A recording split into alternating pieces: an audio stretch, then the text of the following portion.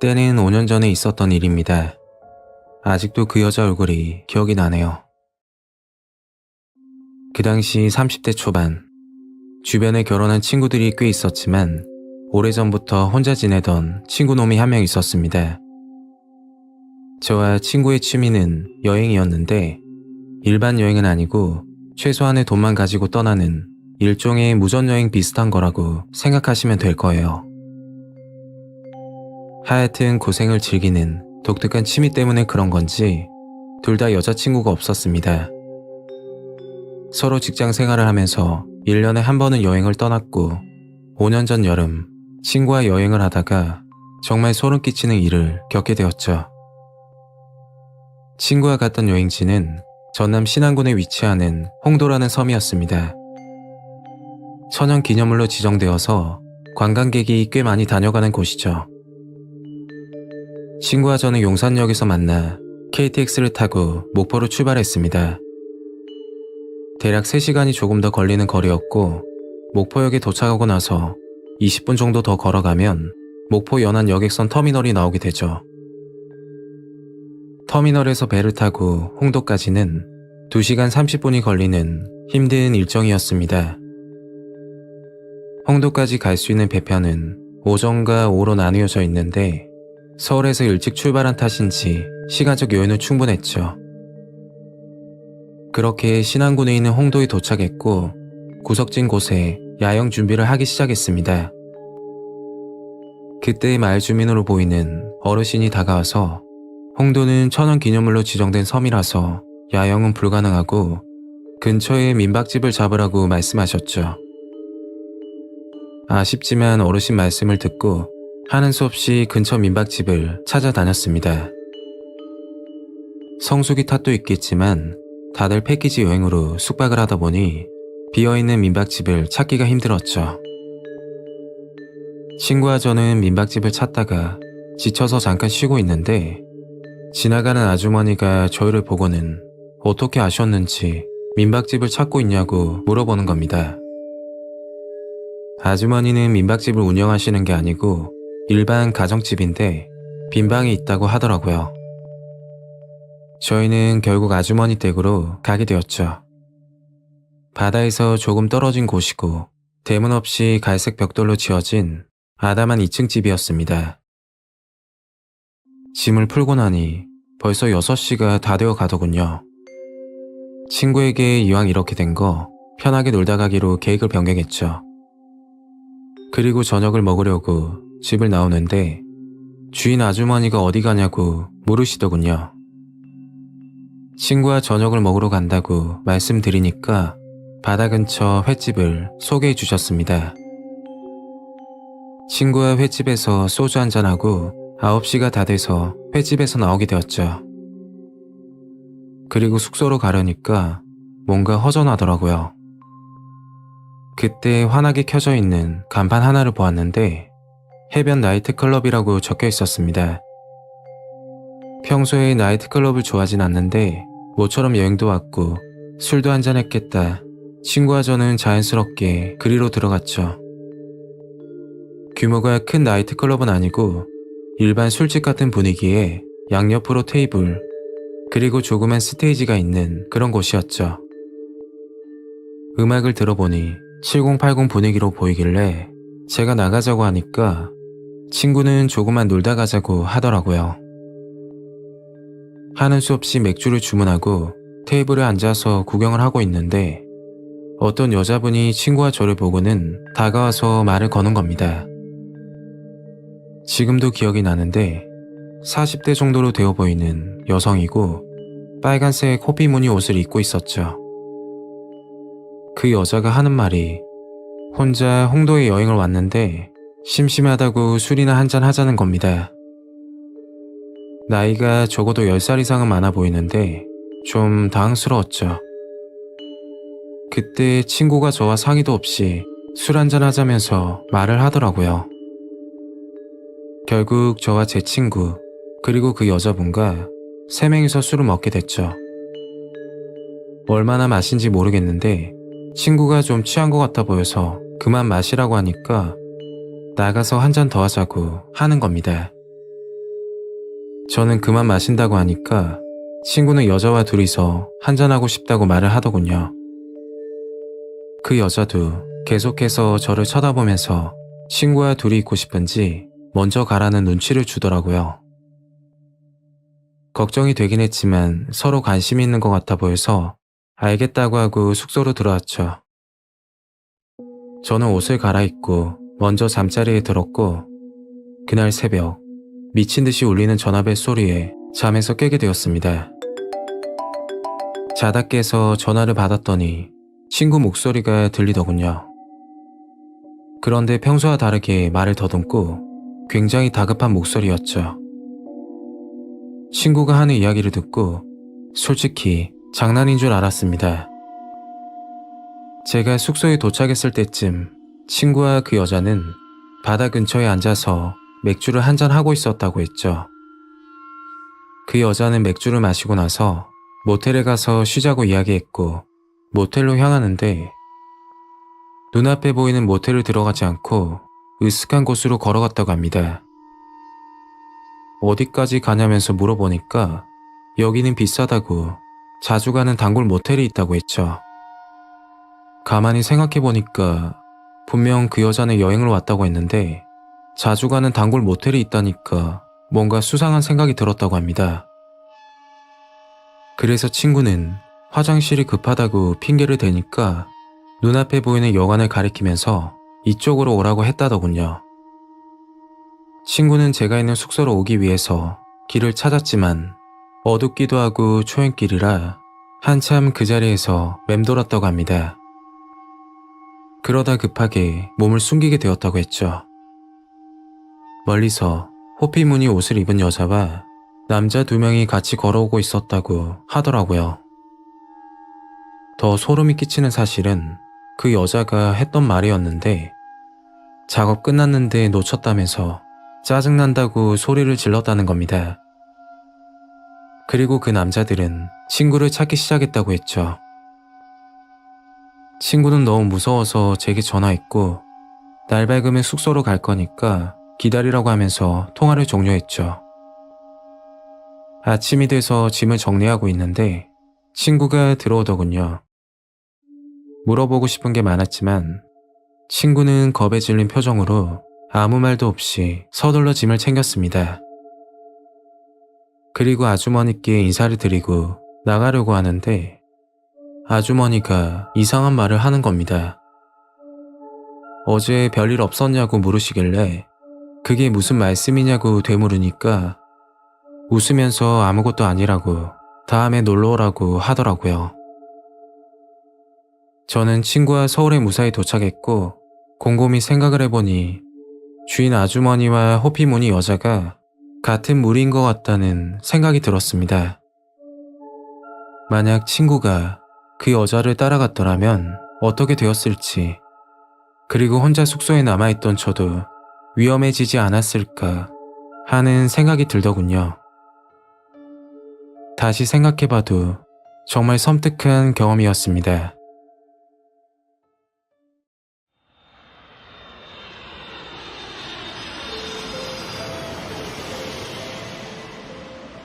때는 3년 전 대학교 2학년 여름방학 때 겪은 일입니다. 저는 여름방학을 맞아 필리핀으로 나홀로 여행을 떠났습니다. 필리핀에서 관광을 하던 도중 저와 가장 친했던 여자친구를 그곳에서 만나게 되었죠. 지금부터 여자친구의 이름을 지혜라고 부르겠습니다. 지혜는 대학교 1학년 때 친해진 친구인데 2학년 1학기를 휴학하고 필리핀으로 어학연수를 떠났었죠. 마침 카톡을 주고받다가 필리핀에 온 김에 만나기로 약속을 잡았습니다. 지혜는 몇 개월 동안 필리핀에서 지내던지라 저에게 알아두면 유용한 현지 사정과 가성비 좋은 맛집 등을 알려주었죠. 저는 그런가 보다 하고 이야기를 듣고 있다가 문득 궁금한 게 생기더라고요. 그건 필리핀 치안에 관련된 내용이었는데 지혜는 안전한 관광지 위주로만 살아서 민생 치안이 정확히 어떤지는 잘 모르지만 들은 바에 의하면 관광지를 벗어나게 되면 치안이 매우 불안하다고 하더라고요. 더군다나 현지인들 말고 필리핀의 열악한 치안을 노리고 들어온 한국인 조직폭력배들이 저지르는 범죄를 조심해야 한다고 했죠. 그러나 필리핀도 엄연히 사람 사는 곳이고 관광에서 나름 강대국이라 아마도 사람 많은 곳 위주로 돌아다니면 괜찮다는 생각을 했던 것 같습니다. 사실 지혜도 필리핀에 온 지 몇 달밖에 되지 않았고 여가를 보는 경험은 별로 많지가 않았죠. 그래서 저와 같이 필리핀 관광을 하기로 하고 다음날 해수욕장까지 같이 가게 됩니다. 필리핀은 예쁘면서도 사람 없는 해수욕장이 참 많았습니다. 저는 사람 많은 건 질색이었던지라 현지 사이트를 검색하여 사람이 없으면서도 가성비 좋은 인근 해수욕장을 찾아냈고 지혜와 함께 거기서 해수욕을 즐겼죠. 그렇게 한 3시간 정도 흘렀을 때 조금 떨어진 곳에서 한국어가 들려오는 겁니다. 소리가 나는 쪽을 쳐다보니까 남자 한 명이 휴대폰으로 전화를 하면서 온갖 음담패설을 내뱉고 있었습니다. 외적인 부분이나 말투라던가 누가 봐도 한국인이었고 나이는 30대 정도, 머리에 왁스를 잔뜩 바른 문신을 한 남자였죠. 그 남자는 내가 어느 여자랑 잡았다, 누구를 어떻게 때렸다, 상당히 불량스러운 말을 하면서 걸어가더군요. 그 남자는 전화를 하다가 갑자기 저희 쪽으로 고개를 돌리더니 지혜를 쳐다보는 겁니다. 그리고 그 남자는 저와 지혜가 있는 근처까지 천천히 다가오더라고요. 그때 지혜를 지나치면서 성희롱적인 발언을 하는 겁니다. 지혜는 그 남자를 쳐다보며 화를 냈고 그 남자는 오히려 적반하장으로 정색을 하며 지혜에게 역정을 내기 시작했습니다. 그냥 외모가 예뻐서 한마디 한 거라고 말을 하더군요. 점차 험악해지는 상황이라 제가 나서게 됐고 그 남자는 저와 기싸움이라도 하는 듯 저를 노려보며 욕설을 내뱉었습니다. 원래 이런 사람들이 자기보다 만만해 보이면 더 무시하는 부류라서 먼저 그 남자에게 한마디 했죠. 아저씨, 허세 부리지 마세요. 제 말에 그 남자는 분노가 폭발했는지 저에게 주먹을 쓰려고 하는 겁니다. 사실 저는 레슬링을 오랫동안 했었기 때문에 힘으로는 밀리지 않았죠. 그 남자의 주먹을 피하는 동시에 몸을 붙잡고 남자를 넘어뜨렸습니다. 결국 저에게 제압당하고 말았죠. 그렇게 강한 척을 하던 그 남자는 급격하게 비굴해지더라고요. 저와 지혜에게 존댓말로 사과까지 했으니까요. 그 급격한 태도 변화가 아직도 기억에 생생합니다. 다행히 싸움은 그렇게 마무리가 되었고 해변을 곧장 빠져나와 인근 식당에서 저녁을 먹었습니다. 불미스러운 일이 있었지만 별 피해 없이 마무리되었으니 그냥 해프닝으로 끝나겠구나 싶었죠. 저녁을 먹고 나서 식당 근처 버스 정류장으로 가고 있는데 지혜가 갑자기 저를 붙잡는 겁니다. 왜 그러냐고 물어보니까 지혜는 뒤를 보라고 말을 하더라고요. 그래서 뒤를 봤는데 정말 섬뜩한 기분이 들었습니다. 어떤 남자가 서 있었는데 깊게 눌러쓴 모자 때문에 그 남자의 얼굴은 정확히 보이지 않았고 실루엣과 체격은 아까 해변에서 시비가 붙은 그 남자와 너무나도 비슷했습니다. 그 남자는 그 자리에 서서 저희를 가만히 지켜보고 있더군요. 그때 주머니에서 뭔가를 꺼내려는 행동을 보였습니다. 그리고 시력이 좋았던 지혜는 그걸 보더니 깜짝 놀라며 곧장 제 팔을 잡고 미친 듯이 달리기 시작했죠. 그렇게 정신 나간 듯 달리다가 주변에 사람들과 차들이 나타나자 그제서야 멈추게 되었습니다. 지혜는 숨을 몰아쉬더니 제 팔을 잡고 이야기를 하는데 아까 그 남자가 꺼내려고 한 게 권총이었다고 말을 하더군요.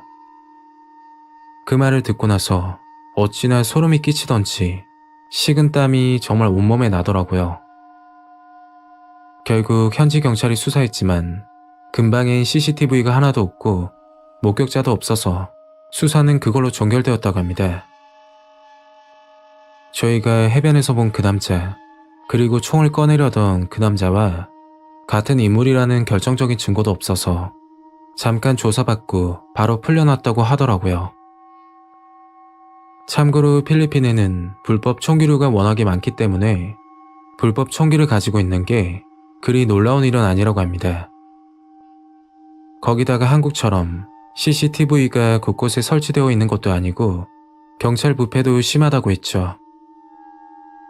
한국인들이 필리핀에서 범죄를 당하는 빈도가 타 외국에 비해 압도적인 편이라고 합니다. 물론 필리핀도 관광지는 안전한 편이고 친절한 사람들도 많지만 확실히 주의를 많이 기울여야 한다는 것을 깨닫게 된 일이었죠. 아마 그곳에 두 번 다시 갈 일은 없을 것 같습니다. 도대체 그 실루엣은 누구이며 정말 우리가 본 그 남자가 맞는 건지 아니면 지나가는 강도였을까요? 필리핀에서 그런 일을 겪고 나서 저와 지혜는 많이 가까워졌고 친한 친구에서 연인 사이로까지 발전하게 되었습니다. 현재도 지혜와 만나면서 행복하게 잘 지내고 있지만 그때 일만 생각하면 아직도 아찔합니다.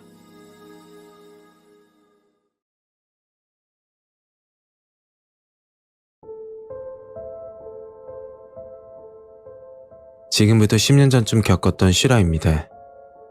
만약 중국 여행을 계획하고 계신 분들은 정말 조심하시길 바랄게요. 저는 30대 평범한 직장인입니다. 제가 20대 시절 중국에서 정말 무서운 일을 겪게 됐죠. 저는 고등학생 때부터 중국어를 공부하고 중국이란 나라에 관심을 가졌습니다. 최근에는 인식이 정말 안 좋아졌지만 10년 전에는 지금만큼은 아니었죠. 그 당시 저는 중국 연태시에 위치하는 루동대학교로 유학을 가게 됩니다. 중국어 교육 학과가 있어 중국어 강사가 되는 게 목표였어요. 그렇게 중국에서 대학 생활을 하게 됐고 첫 방학을 맞게 됩니다.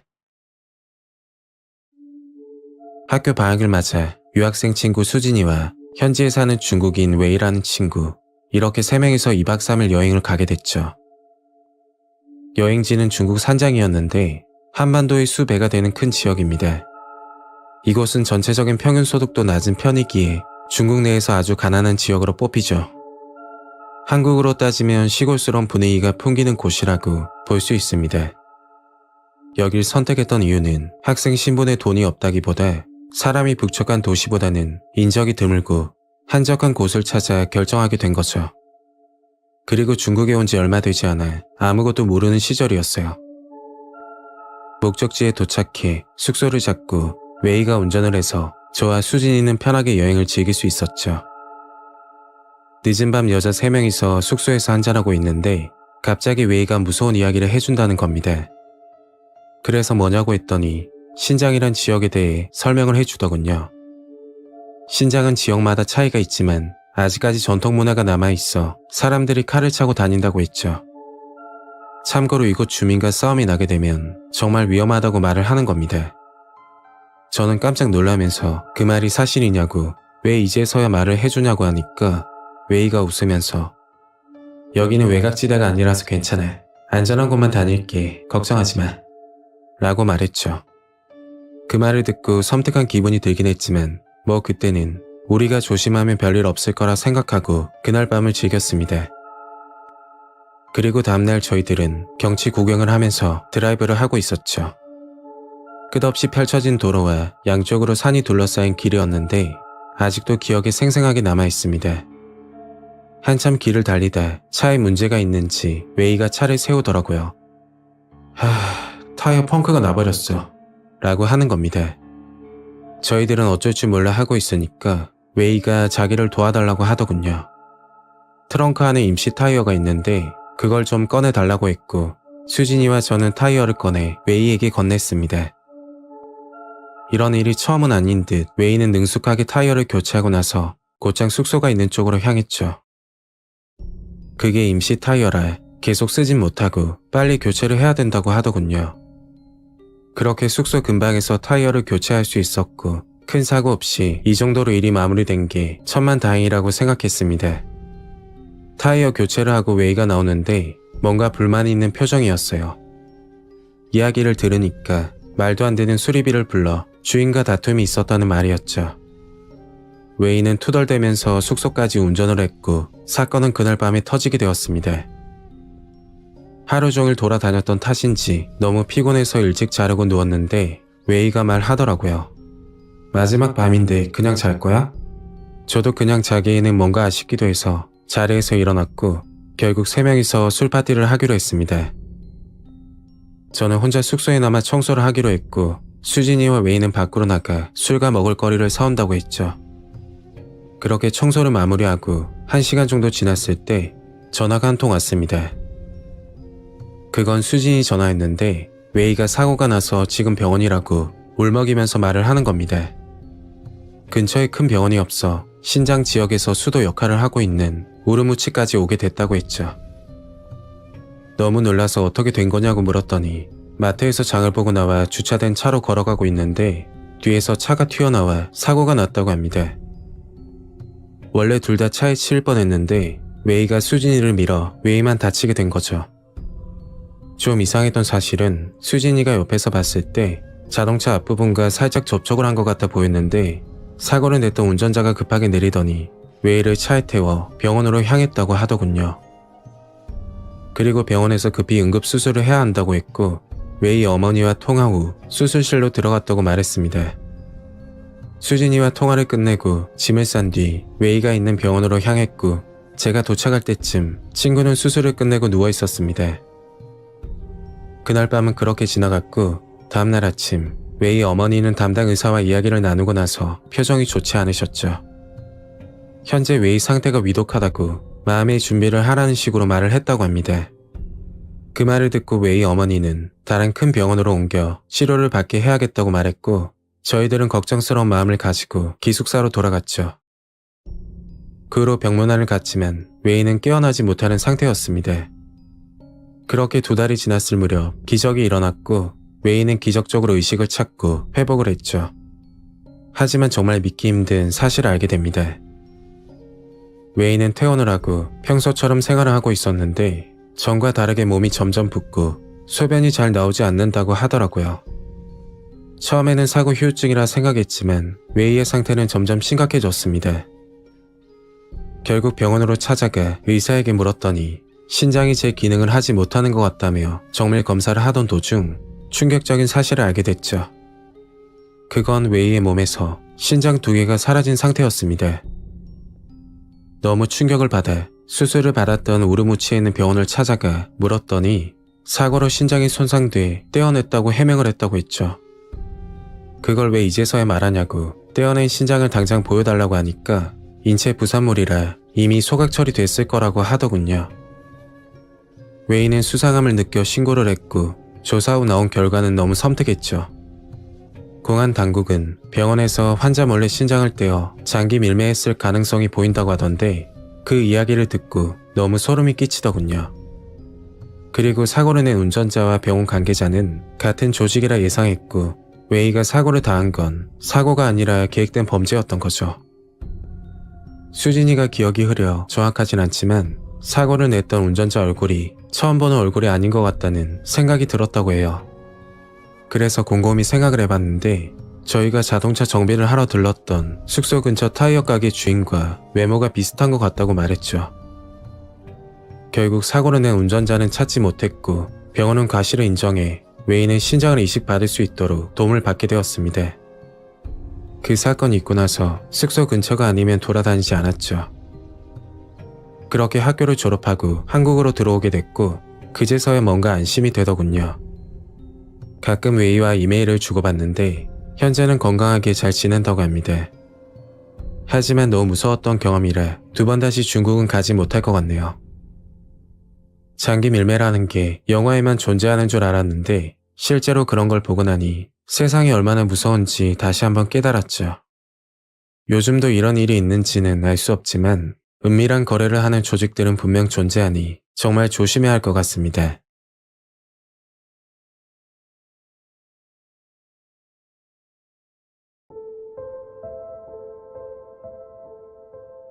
저는 20대 한국계 캐나다인 남자입니다. 종합 격투기 선수로서 활동했던 저는 고등학교 졸업 후 방글라데시라는 나라로 건너가 그곳에서 사업을 했었습니다. 방글라데시라는 개발이 덜 된 나라를 시장으로 삼는 나름의 사업 전략이었죠. 당시에 저는 사업을 하며 방글라데시 현지 여성과 교제를 하고 있었습니다. 저는 이 여자를 마야라는 애칭으로 불렀고, 마야는 저보다 3살가량 어렸는데 얼굴이 정말로 예뻐서 처음 봤을 때 한 번에 반했던 기억이 나네요. 마야는 성인이 되고 나서 엄격한 이슬람 집안에서 겨우 허락을 받고 대학을 다니며 간신히 자유를 만끽하고 있었습니다. 그러다 우연히 저를 만나게 되었고, 어쩌다 보니 연애를 시작하게 된 거죠. 저와 마야는 서로가 첫 연인 사이라 매우 큰 의미가 있었지만, 마야는 자기가 외국인이랑 첫 연애를 시작한 걸 들키게 되면 아마 집에서 쫓겨나거나 죽을 거라며 두려워했습니다. 참고로 방글라데시는 이슬람권 국가로 이 중에서 이슬람 극단주의거나 그게 아니더라도 이를 어느 정도 옹호하는 사람들이 제법 많았고, 마야의 집안도 이런 서양을 제법 가지고 있었죠. 이슬람 극단주의는 이슬람을 내세워 인간의 보편 가치인 민주주의나 자유를 반대하고 억압하는 사상을 말합니다. 일단 방글라데시 자체가 집안의 명예를 지킨다는 이유로 딸이나 친척 또는 아내를 죽이는 명예살인이 꽤 활발하게 이루어지는 나라였죠. 아무튼 저는 마야랑 연애를 시작했고, 그렇게 1년이 되었을 때 서로 약혼 얘기도 할 만큼 무척 가까워졌지만, 당연히 마야네 집안은 이를 전혀 모르고 있었습니다. 마야네 집안은 지역에서 영향력이 좀 있는 집안이었는데, 연애에 굉장히 보수적이고 거기다 오래전에 명예살인이 한번 일어났던 적이 있었다고 하더군요.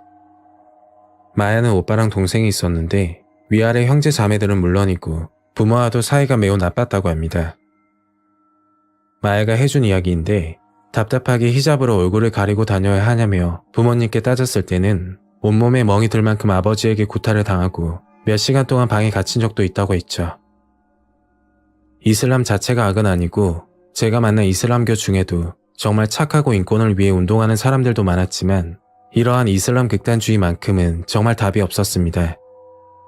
그리고 사건이 시작된 그날은 상당히 후덥지근한 날이었죠.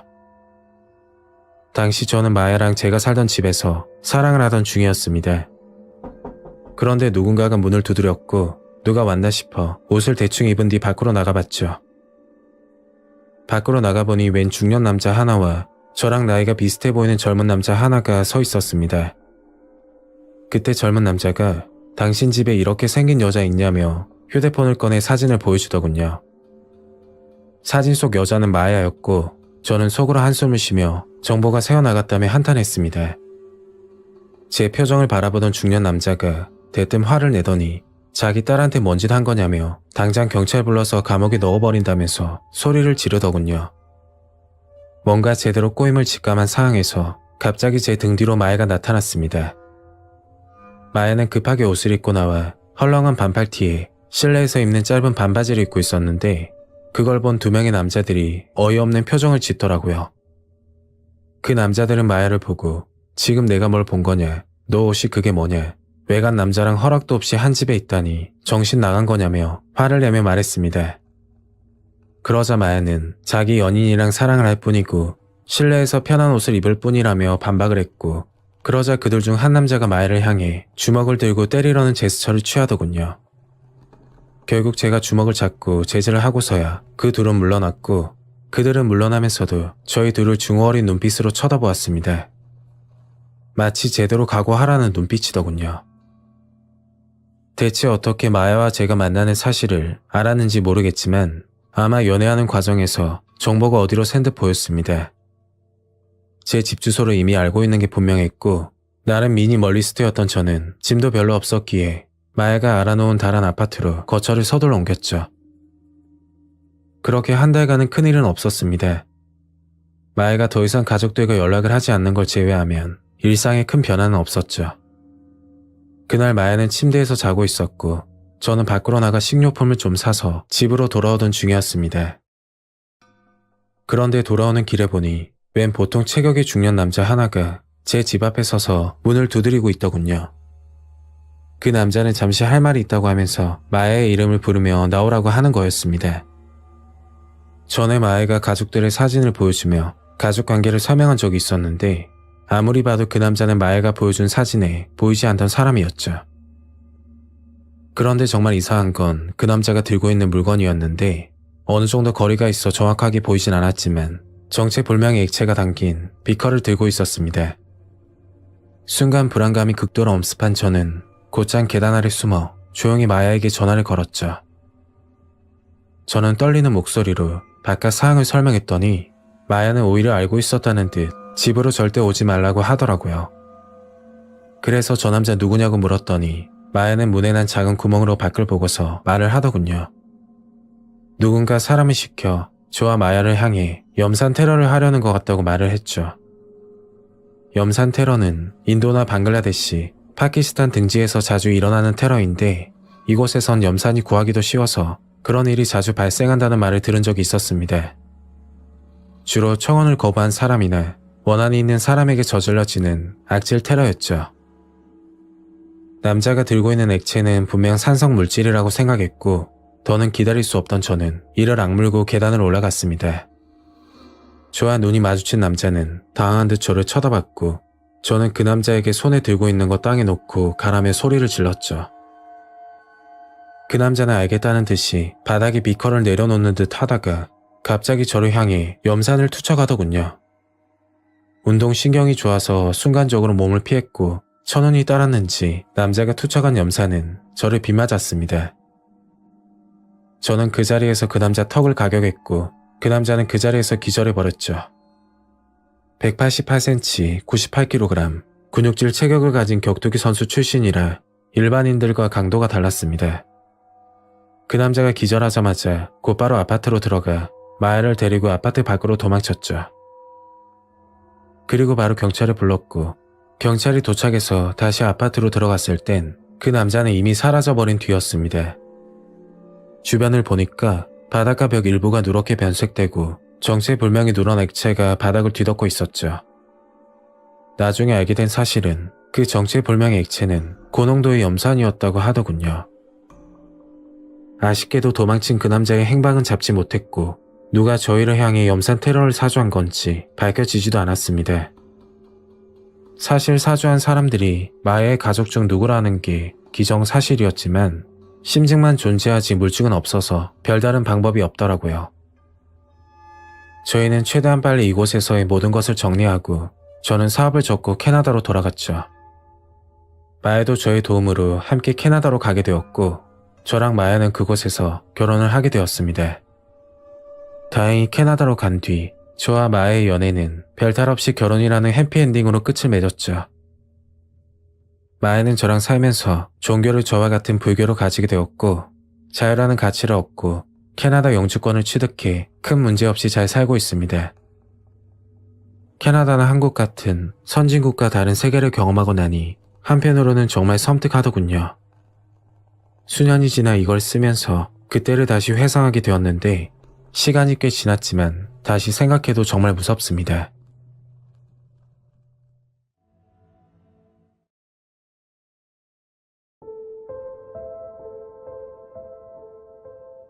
때는 2년 전에 있었던 일입니다. 이번 일로 인해서 장난이라도 그런 곳에는 가지 않아야겠다는 생각이 들었습니다. 이야기의 시작은 2020년 6월 말쯤으로 돌아가겠습니다. 저는 평범한 20대 직장인입니다. 평소에 무서운 이야기나 흉가를 찾아다니는 것을 좋아하는데 어느 날 검색을 하다가 흉가 탐방을 하고 후기를 쓰는 카페를 찾게 되었습니다. 유명한 폐가나 흉가라고 불리는 곳들은 세꼼 설치와 CCTV 등 보안이 강화돼서 들어가지 못하는 곳들이 대부분이지만 아직 입소문을 타지 않은 곳들은 비교적 보안이 허술해서 카페 멤버들끼리 조용히 다녀온다고 하더군요. 카페 가입을 한다고 무조건 참여할 수 있는 것도 아니고 체험단이라는 과정을 거치는데 기본 조건은 카페 활동 기간이 1년은 넘어야 신청이 가능했죠. 체험단 모집을 하는 공지사항이 올라오면 신청을 해서 뽑혀야 들어갈 수 있는 까다로운 조건이 있었습니다. 저는 체험단에 들어가기 위해서 퇴근 후 카페에 들러 매일 출석 체크도 하고 댓글도 달면서 체험단 모집 공고가 뜨길 기다렸죠. 카페에 가입하고 10개월 정도 지났을 때쯤 모집 공고가 뜨길래 곧장 신청했습니다. 아직 1년을 채우지 못해서 안 될 거라고 생각하고 편안한 마음으로 신청했었죠. 그런데 생각지도 못한 결과였습니다. 며칠 후 체험단 발표 공지사항이 올라왔는데 카페 매니저분들이 저를 좋게 보셨는지 활동 기간이 부족하지만 출석 체크와 댓글 등 카페 활동이 우수해서 체험단에 뽑혔다는 내용이었죠. 그리고 공지사항에 나온 대로 이름과 사는 곳, 전화번호를 카페 매니저에게 알려주고 2주 정도 지났을 때였습니다. 그날 퇴근 후 컴퓨터를 하고 있는데 문자 한 통이 오더군요. 카페 매니저에게 온 문자였는데 2020년 6월 27일 토요일 강원도 원주에 있는 흉가에 방문한다고 참석 여부를 물어보는 문자였죠. 저는 무조건 참석한다고 답장을 보내고 컴퓨터를 하다가 그날 밤 잠이 들었습니다. 그렇게 기다리던 흉가 체험날이 되었고 오전 10시까지 강원도 원주 시외 버스터미널 앞에서 만나기로 했었죠. 저는 초면이고 체험단 신입이라 늦으면 실례가 될 것 같아서 조금 일찍 도착해서 기다리고 있었습니다. 10시가 조금 넘어가자 체험단 회원들이 다 모였고 남자분 5명과 여자분 2명, 총 7명이 모이게 되었죠. 그리고 체험단 중 리더가 한 명 있었는데 알고 보니 카페 매니저였습니다.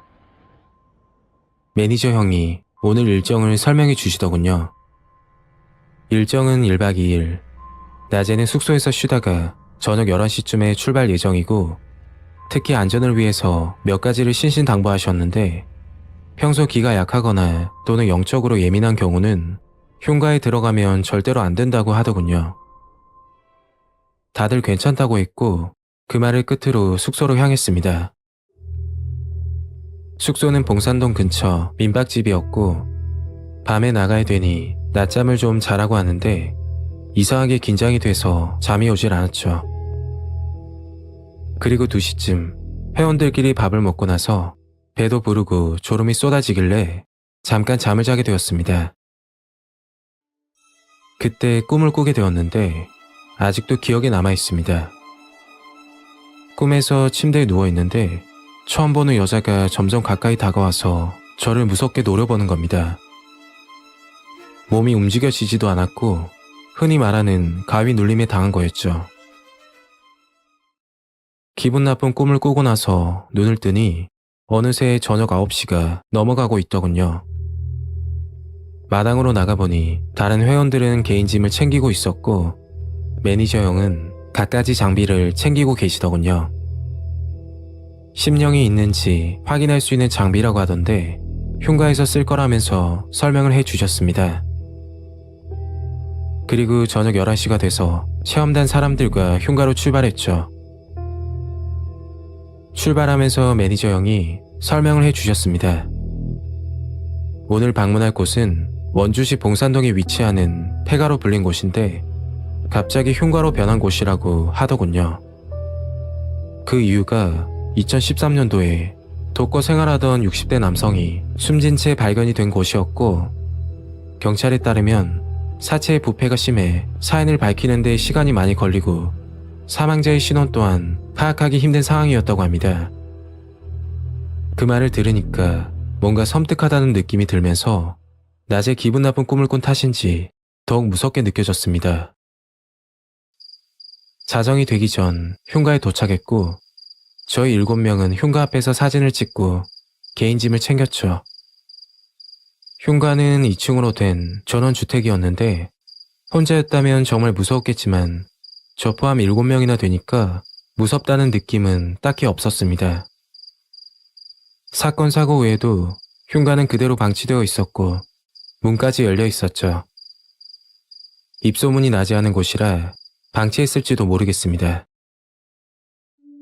매니저 형이 먼저 들어가 심령 장비들을 세팅하고 나머지 회원들과 저는 뒤늦게 들어가게 되었죠. 그런데 매니저 형 표정이 일그러지더니 잠깐 나오라고 하더군요. 그리고는 회원들에게 물어보는 겁니다. 흉가 안에 이상한 냄새 나지 않냐고. 매니저 형 말을 듣고 나니 좀 이상한 냄새가 나긴 했습니다. 저도 흉가나 폐가에 들어갔을 때 썩은 나무 냄새나 간혹가다 음식물이 썩어 시큼한 냄새가 나는 걸 보긴 했어도 이런 냄새는 처음 맡아본 것 같습니다. 설명을 하자면 동물 사체가 썩는 냄새, 아니 그것보다 더 심했었죠. 마스크를 꼈는데도 머리가 아플 지경이었습니다. 결국 2시간 가까이 이곳저곳을 살펴보다 빠져나왔고 마지막 인증사진을 찍으면서 숙소로 돌아왔습니다. 체험단 회원들은 아무것도 없는 것 같다며 웃으면서 이야기했고 숙소에서 회원들끼리 술 한잔하고 그날 밤을 보냈습니다. 다음날 오전 강원도에서 출발해서 오후쯤에 집에 도착했고 집에 도착하자마자 곧장 샤워를 했습니다.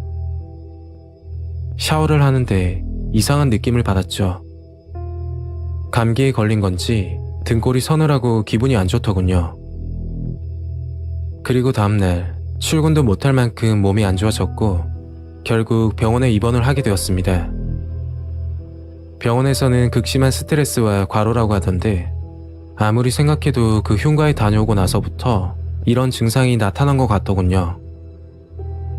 약을 먹고 잠이 들면 꿈자리가 뒤숭숭하고 가끔 악몽을 꾸고는 했습니다.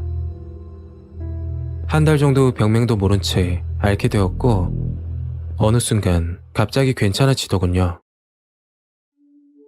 영적으로 예민하면 연기가 빙이 되어서 그럴 수도 있다고 하던데 정말 그런 건지 아니면 스트레스와 과로사 때문인지는 모르겠습니다. 현재 카페 활동은 하지 않고 가끔 공포 라디오만 듣고 있네요. 저는 귀신이나 심령을 믿지는 않지만 눈에 보이지 않는 뭔가는 존재한다고 생각이 듭니다. 그리고 아직까지 잊을 수 없는 건 흉가에서 맡았던 그 냄새입니다. 그날 그 집에서 코를 찌르던 냄새는 도대체 뭘지 아직도 모르겠습니다.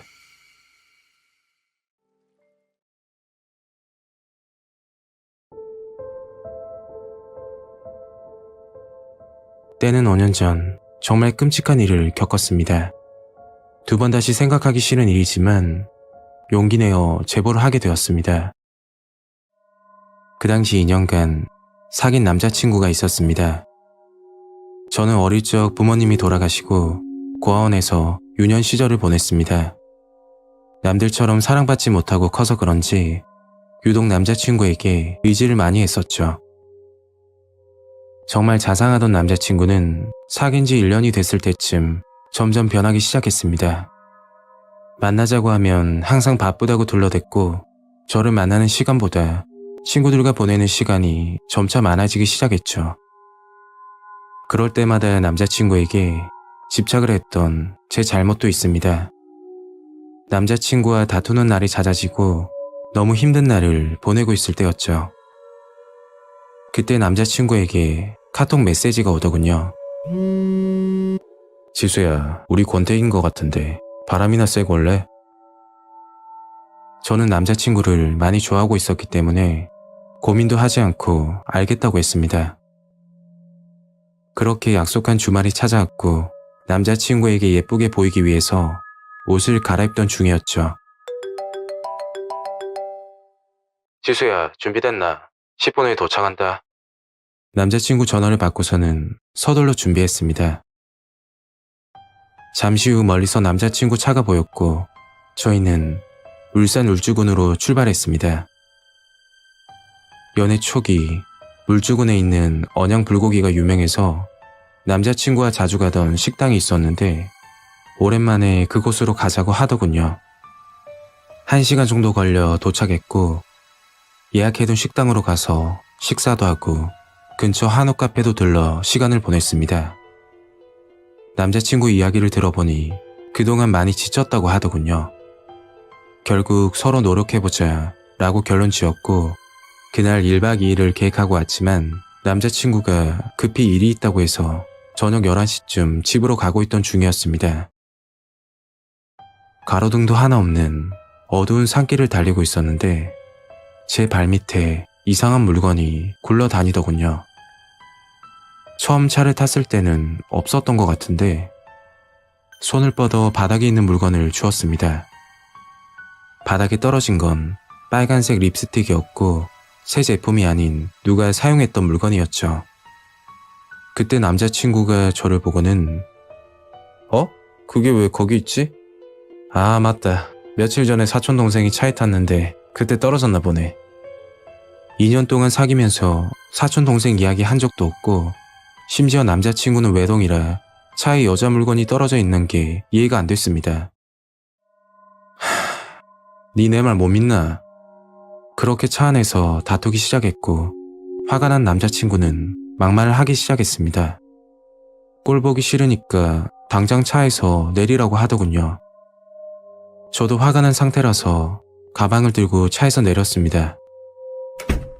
붙잡을 줄 알았던 남자친구는 차를 타고 가버리더군요. 그 순간 화도 나고 어이가 없었지만 주변을 둘러보니 섬뜩하게 무서웠습니다. 가로등 하나 없는 구불구불한 산길, 불 꺼진 카페, 문 닫은 식당, 그리고 시골길이라 그런지 차도 없더군요.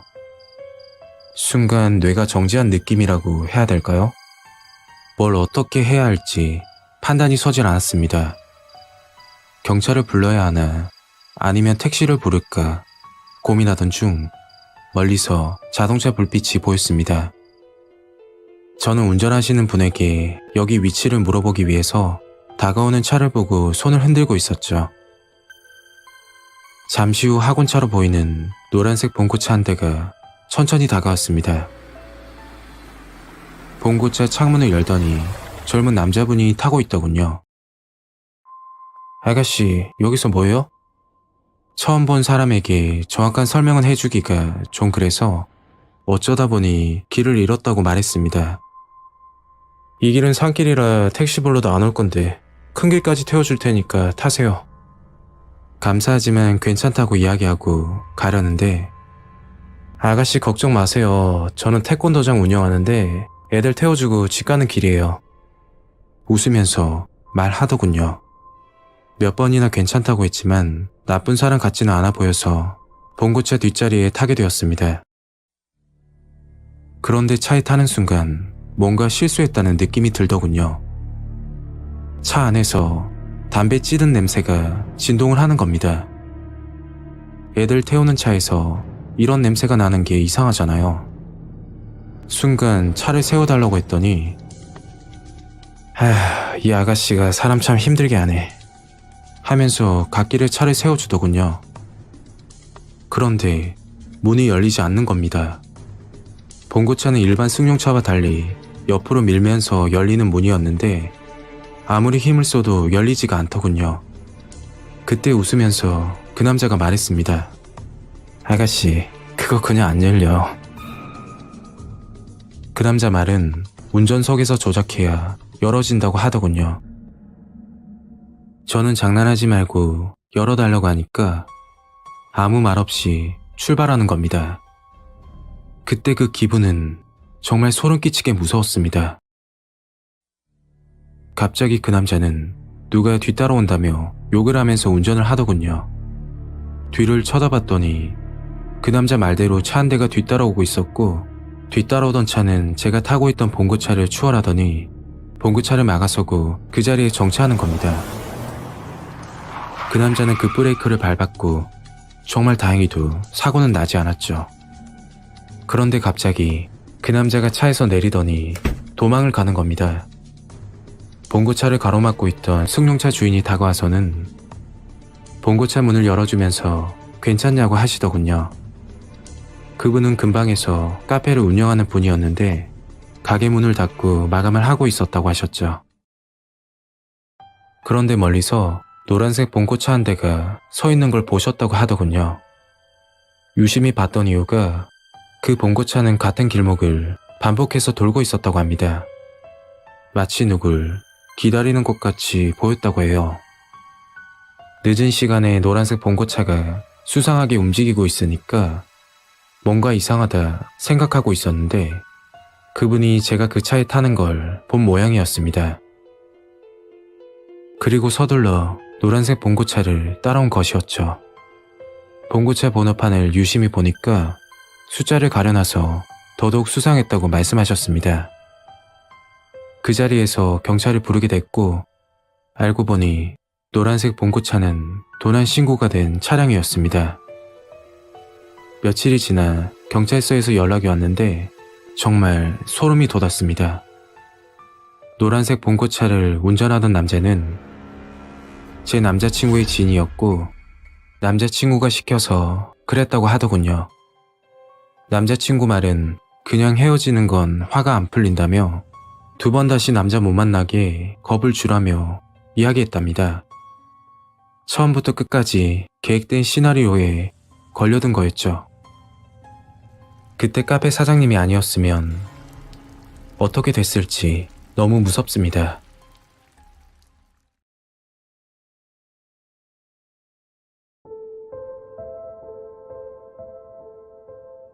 아직도 그곳에 공중전화가 존재하는지 모르겠지만 사연을 보내면서 그녀의 사건을 생각하니까 꿈에 나올까봐 정말 섬뜩합니다.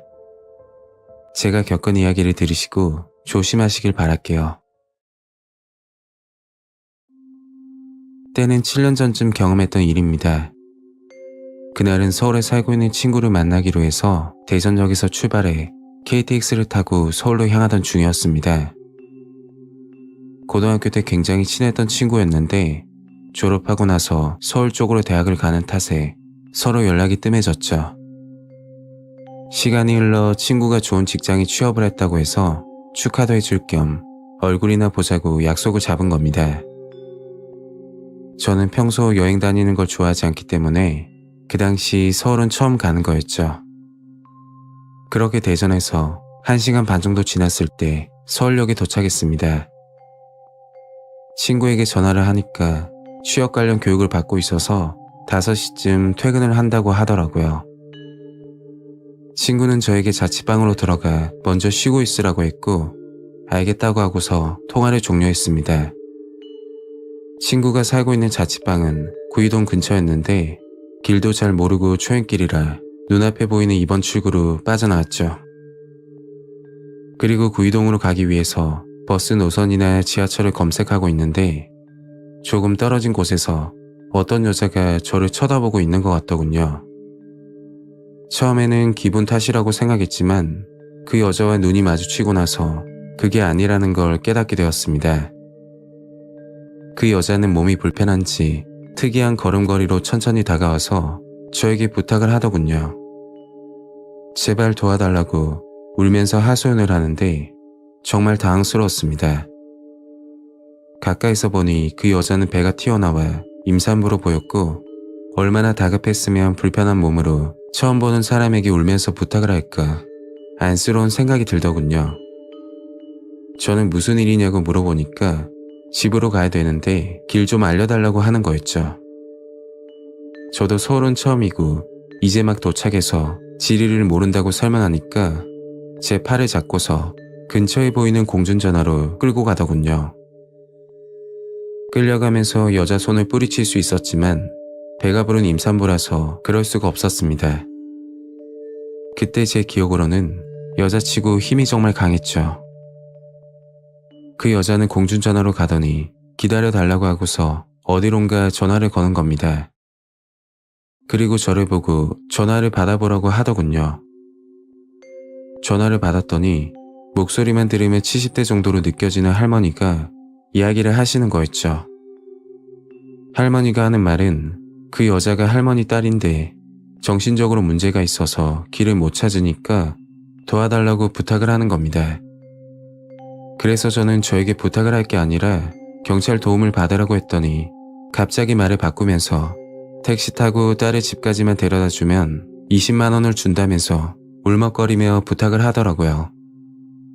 직접 데려오고 싶은데 몸이 불편해서 고동이 힘들다고 도와달라고 사정을 하는 겁니다.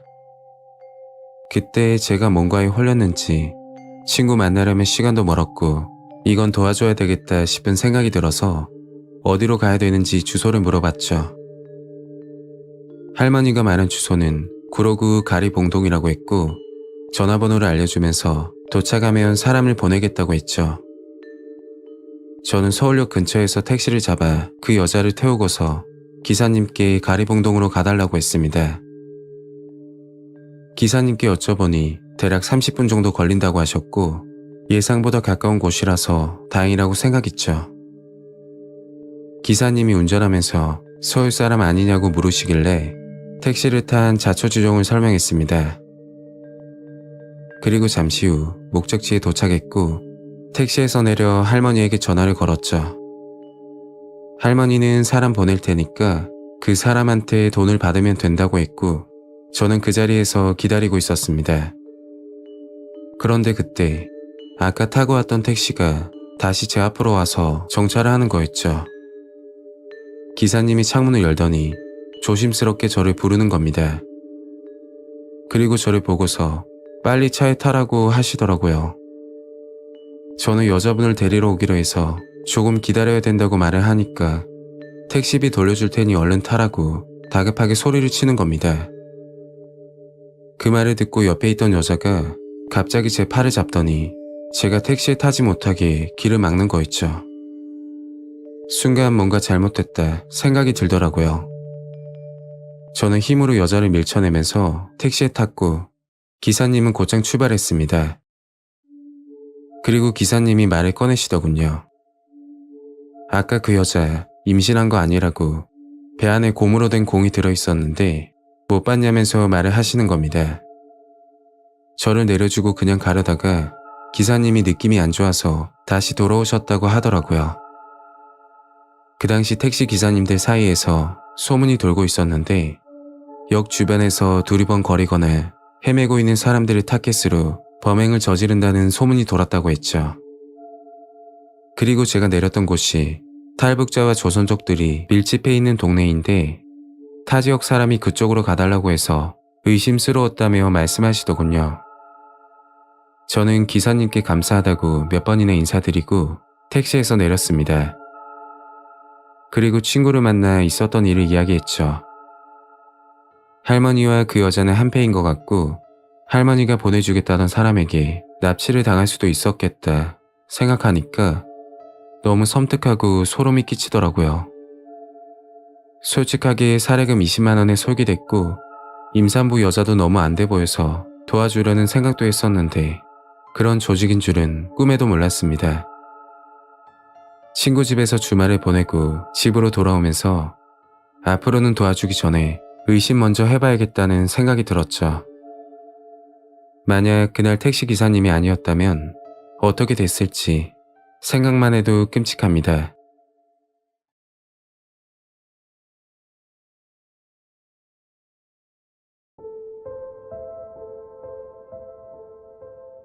이 일을 겪고 나서 많은 생각이 들었습니다. 좋은 일을 하려다가 큰 화를 입을 뻔한 사건이었죠. 집으로 돌아오는 길, 같은 길을 반복해서 돌아올 만큼 정신이 없었습니다. 때는 9년 전에 경험했던 일입니다. 저는 주말마다 관광지를 찾아다니며 풍경 사진을 찍고 다녔죠. 풍경 사진을 촬영해서 그림으로 그리는 게 취미였습니다. 무서운 경험을 하기 하루 전날 사진 촬영을 위해 관광지를 알아보던 중이었죠. 결국 강원도 정선군에 위치하는 정암사라는 사찰을 방문하기로 했습니다. 다음날 아침 일찍 일어나 준비를 하고 오전 10시쯤 정암사로 출발했죠. 강릉에서 정암사까지는 2시간 정도 걸리는 거리였죠.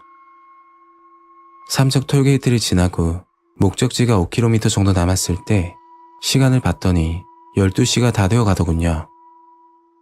정암사에 들어가기 전에 밥을 먹고 가려고 주변을 검색하니까 근방에 고안역이라는 역이 있었고 고안역 주변에 음식점들이 꽤 많았습니다. 역 주변에서 간단히 끼니를 해결하고 다시 정암사로 출발했죠. 사방에는 울창한 나무가 있는 길을 올라가고 있는데 저 멀리서 어떤 남자가 손을 흔들고 있더라고요. 그 남자와 점점 가까워질 때 갑자기 제 차를 보고 뛰어오는 겁니다. 그리고 창문을 두드리면서 부탁을 하는 거였죠. 여자친구와 여행을 하고 있는데 가는 길까지만 태워주면 안 되냐고 말하더라고요. 옆을 봤더니 어떤 여자가 서 있었고 어딜 가는지 모르겠는데 큰 배낭과 작은 짐들이 보였습니다. 남자 혼자였다면 거절을 했을 텐데 더운 날씨에 여자분 표정을 보니까 같은 여자로서 안쓰러운 마음이 들었죠. 결국 그 커플을 차에 태우고는 목적지로 출발했습니다. 차 안에서 이런저런 이야기를 했는데 커플 중 남자가 계속해서 질문을 하더군요. 혼자서 여기까지 어떻게 왔냐면서 일행은 없냐고 물어보는 겁니다. 뭐 솔직하게 대답을 해줬고 그때까지는 아무 생각이 없었죠. 그러다 남자가 가방에서 뭔가를 꺼내 건네주더군요. 그건 바카스였는데 태워줘서 고맙다며 주는 거라고 하는 겁니다. 괜찮다고 사양을 했지만 이 정도는 받아도 될 것 같아서 고맙다고 했더니 그 남자는 바카스 뚜껑을 열어주면서 마시라고 하더군요. 저는 운전하고 있으니까 나중에 마신 다음에 이야기를 했고 그 남자도 알겠다고 하더라고요. 그런데 남자 말투가 조금 이상하다는 걸 알게 되었죠. 저는 외국인이냐고 물어봤더니 외국인은 아니고 한국 사람인데 중국에서 오래 살아서 말투가 이런 거라고 대답을 했습니다. 그리고 정암사까지 2km 정도 남았을 때 차 앞에 뭔가 빠르게 지나가더군요. 깜짝 놀라서 급브레이크를 밟으며 그 자리에 정차했고 저는 차에서 내려 주변을 살폈죠. 아무것도 없는 걸 확인하고 나서 차에 올라탔는데 뒷자리에 앉아있는 커플 표정이 갑자기 안 좋아 보였죠. 좀 전까지는 웃으면서 이야기를 하고 있었는데 그새 싸웠나 싶어 저까지 눈치가 보였습니다. 저는 혼잣말로 산짐승이 지나간 것 같다고 이야기를 하고서 다시 출발했죠. 잠시 후 정암사에 도착했고 뒤에 탄 커플에게 목적지까지 닿았다고 이야기를 했습니다. 그러니까 서로 화를 내면서 차에서 내리는 거였죠. 고맙다고 해도 모자랄 판에 갑자기 짜증을 내니까 순간 뭐 저런 사람들이 다 있나 싶어서 당황스러웠습니다. 커플 중 남자는 먼저 도로를 따라 올라가고 여자가 갑자기 다가오더니 이상한 말을 하는 거였죠. 오늘 정말 운 좋은 거니까 다음부터 혼자 다니지 말라고 하더라고요. 그게 무슨 말이냐고 물으니까 아무 대답 없이 가버리는 겁니다. 그 당시에는 그 말이 무슨 뜻인지 이해가 되질 않았고 정말 이상한 사람들이다 하고서 넘기게 되었죠. 정암사에서 사진 촬영을 끝내고 오후 5시쯤 시동을 걸고 집으로 가려고 하는데 블랙박스에 충격이 감지되었다고 영상이 뜨는 겁니다. 그래서 블랙박스를 돌려보고 있는데 좀 전에 산짐승이 지나갔을 때 영상이 녹화가 되어 있더군요. 그런데 그 영상을 보고서 소름이 끼치더라고요. 제가 차에서 내렸을 때 그 커플들이 대화하는 소리가 녹화가 되어 있었는데 정말 섬뜩했습니다. 그 남자가 하는 말이 혼자 온 것 같은데 그냥 죽여버리고 돈이나 뺏으면 어떻겠냐고 이야기를 하는 거였죠. 그러니까 옆에 있던 여자는 맨정신에는 위험하다며 바카스를 먼저 먹이라고 이야기를 하던데 서로 의견이 다르니까 차 안에서 싸우고 있던 겁니다. 영상을 확인하고 나서 온몸에 소름이 돋아 아무 말도 하지 못했죠. 곧장 차를 끌고 근처 지구대로 가서 블랙박스 영상을 보여줬는데 여기 주변에서 히치하이킹을 하는 사람이 있으면 절대 태우면 안 된다고 하는 겁니다. 심지어 일주일 전쯤 운전자가 사라지고 버려진 차가 발견된 사건도 일어났고 정말 조심하라고 신신당부를 하더군요. 지구대에서 들었는데 조선족 일당이 여행을 다니는 것처럼 하고서 히치하이킹을 하는데 혼자 운전하는 여성들만 노린다고 합니다.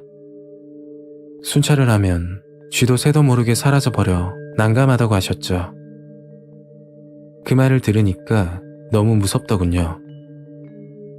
힘들게 집으로 도착해서 생각이 들었는데 차 안에 있던 여자가 저를 죽이자고 동의했다면 저는 어떻게 됐을지 생각만 해도 끔찍하더군요.